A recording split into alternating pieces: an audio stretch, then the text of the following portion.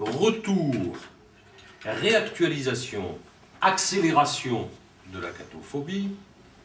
Oui. Pourquoi? Pourquoi maintenant? Alors qu'après les divers ralliements officiels de l'Église, on avait l'impression, comme le disait Maurice Clavel dans Dieu et Dieu, nom de Dieu, vous avez voulu aller au monde, vous vous êtes rendu au monde.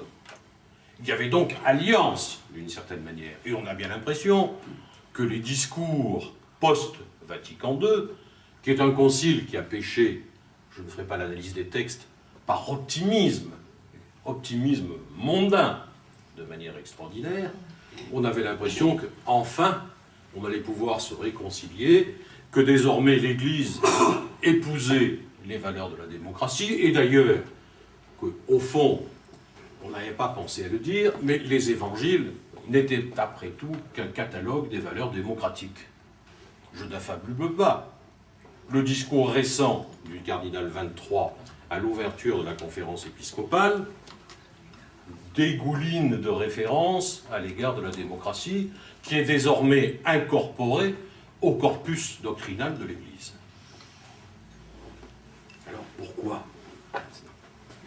Alors bien sûr, on pourra arguer que la modernité s'est construite par opposition à la tradition, de manière systématique. Ça constitue, je pense que les deux, d'une certaine manière, ont toujours existé dans l'histoire des hommes.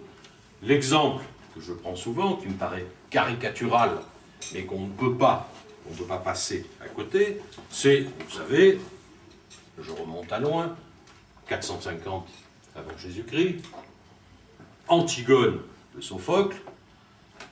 Antigone dit à Créon, ne pas enterrer mon frère, c'est ébranler l'ordre du monde. C'est le monde de la tradition. Il y a des lois qui n'appartiennent pas à l'homme, qui lui sont supérieures, auxquelles on n'a pas le droit de toucher. 450 encore, à la même époque, Protagoras est le héros moderne, il dit l'homme est la mesure de toute chose. Affrontement. Pendant longtemps, la tradition va l'emporter. Et puis, peu à peu, se produit une crise, c'est ce qu'on a appelé le nominalisme. Le résultat, c'est de dire, au fond, Dieu est lointain et la raison humaine ne peut en aucun cas accéder à la raison divine. Le modèle analogique qu'on avait avec saint Thomas d'Aquin n'est plus pertinent. En retour, alors que cette idée, d'une certaine manière, était faite pour élever la transcendance divine, l'éloigner de notre pauvre humanité, s'est produit le résultat exactement contraire, c'est-à-dire que l'homme, désormais, a dit « Je ne peux plus comprendre la volonté divine, moi, je suis volonté ». Et Hannah Arendt définissait la modernité comme l'assomption de la volonté. Désormais, alors que dans la société traditionnelle et religieuse, les choses étaient voulues parce que bonnes, désormais elles sont bonnes parce que voulues. Un peu avant la Renaissance, Pic de la Mirandole, vous savez, savant comme Pic de la Mirandole, Dieu nous a créés sans nature, et notre existence, c'est de nous donner une nature. Existentialisme extraordinaire. Ma nature est à moi. Je fais ce que je veux de ma nature. Voilà la rupture absolument extraordinaire qui s'est produite. Pendant le Concile Vatican II, donc, a été interprété, à tort ou à raison, je ne rentrerai pas là-dedans, comme le ralliement de l'Église à la modernité. L'affrontement classique Église-monde, qui a duré à peu près jusqu'à Pie XII, grosso modo, semble être fini. Enfin, l'Église reconnaît le monde moderne pour ce qu'il est. Et puis, tout d'un coup, il y a un hiatus dans ce ralliement. Le hiatus, il est de deux ordres, me semble-t-il. le pontificat de Benoît XVI. Le pontificat de Benoît XVI, qui à certains égards peut être considéré comme un mixte, mais maintient, et c'est la leçon du discours de Ratisbonne. Dans le discours de Ratisbonne, il y a quelque chose qui a échappé complètement et qui m'a toujours étonné. Les gens se sont focalisés sur la phrase du discours relative à la religion musulmane, mais l'essentiel n'était pas là. L'essentiel, c'était la condamnation du nominalisme. Luther, en particulier. Les protestants sont nominalistes. Alors, l'Église, donc Benoît XVI, qui affirme quoi? Quelque chose d'absolument scandaleux. Jusque-là, il était acquis que l'Église, les catholiques du moins, pouvaient avoir un strapontin pour les discussions sociales, sociétales, suivant le jargon moderne, à une seule condition,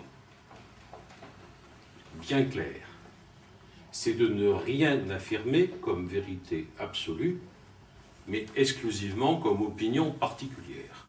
Or, les discours de Benoît XVI font qu'après son ralliement, l'Église est considérée comme relapse, d'une certaine manière.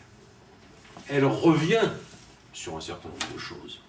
Il réaffirme, Jean-Paul II l'avait fait partiellement, la liaison nécessaire entre vérité et liberté. Vérité, un mot qui est absolument impossible à admettre par le monde moderne. Et en plus, Raspail, dans sa dernière édition du Camp des Saints, le rappelle, à tort ou à raison, mais je pense qu'il a raison, le socle dur des cathos ne faiblira plus. Ce socle dur est en particulier représenté par un certain nombre de jeunes ménages, et je m'en félicite. Je vois par exemple, ma fille aînée est à Vannes, chez Monseigneur Centaine. Il y a, dans la paroisse où elle va, une horde de jeunes ménages et d'enfants, à côté desquels je suis démocrate chrétien. J'exagère un peu quand même. Hein. Et contre ce dernier bloc, qui reste d'une certaine manière l'ultime ligne de résistance, il faut absolument se déchaîner.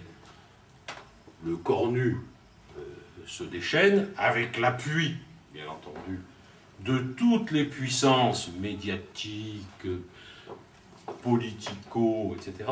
Et il faut abattre.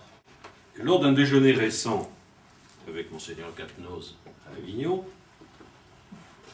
il me disait, il y a actuellement une offensive, tous azimuts, des francs-maçons et des groupes homosexuels. Et je lui reconnais, je tiens mon chapeau, il ne fait pas un discours à Avignon où il explique qu'il y a beaucoup de francs-maçons, à tel point que ça a entraîné un conflit avec Madame Aurag, le maire d'Avignon. Il dit, à chaque fois, il dénonce la franc-maçonnerie. Chapeau pour cet évêque qui a le courage de le faire brutalement, mais j'en suis bien content. Donc, j'ai un peu balayé les choses, si vous voulez, mais je crois que dans cette cathophobie qui semble renaître tout récemment, il y a le fait qu'on avait cru que l'Église s'était rendue. Et elle bouge encore, d'une certaine manière. Donc, il faudra aller jusqu'au bout. Mais nous savons bien que c'est pour nous leçon d'espérance, pas forcément d'optimisme, leçon d'espérance, dans la mesure où à chaque fois, précisément, que l'Église a été martyr, pas encore, hein, mais formellement, fortement contestée par le monde, c'est toujours à partir de là qu'elle a pris un nouvel essor. Donc, pessimiste et plein d'espérance.